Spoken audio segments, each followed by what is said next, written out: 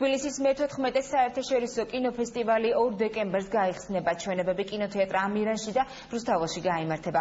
ფესტივალი ლევან კოღუაშვილის ფილმით შემთხვევითი პაემნებით გაიხსნება. 7 დეკემბერს კი მაიკლ ჰოფმანის ფილმით უკანასკნელი სადგურით დაიხურება.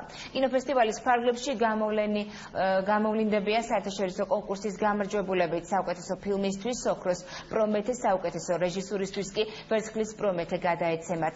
კინოხელოვნების ცენტრი პრომეთე და თბილისის ჰამქარი ფესტივალის გახსნამდე კინოთეატრ აპოლოს გადასარჩენად აღმაშენებლის გამზირზე აპოლოსთან აქციას გამართავენ.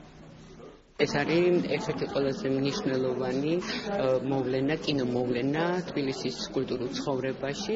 წელს ტრადიციისამე ფესტივალი კინომოყვარულებს პირდება ძალიან საინტერესო პროგრამას, მაგრამ გარდა რჩეული საავტორო ფილმებისა, როგორც ევროპული, ამერიკული ფილმებისა და რა თქმა უნდა ქართული ფილმებისა, დაგეგმილია ფესტივალის ფარგლებში ძალიან ბევრი საინტერესო შეხვედრები, მასტერკლასები, კონფერენციები. თბილისის კინოფესტივალი არის მნიშვნელოვანი სახელოვნებო ფორუმი, რომელმაც უკვე თავისი ადგილი დაიმკვიდრა, ძალიან მნიშვნელოვანი ადგილი მე ვიტყოდი საქართველოს სახელოვნებო სივრცეში და ალბათ საერთაშორისო სივრცეშიც მე ვიტყოდი კინოხელოვნებისა.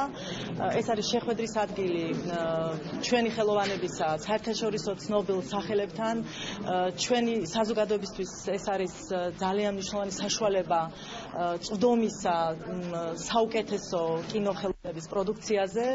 ყოველთვის ეს ფესტივალი გამოირჩევა ძალიან საინტერესო პროგრამით, იმის გამო რომ ეს არის წელიწადის ბოლოს იმართება, მთელი წლის საუკეთესო ფილმები ჩამოვაქვს და ჩვენ გვაქვს საშუალება რომ აქვე თბილისში ერთად ვნახოთ ესეთი არაჩვეულებრივი ფილმები.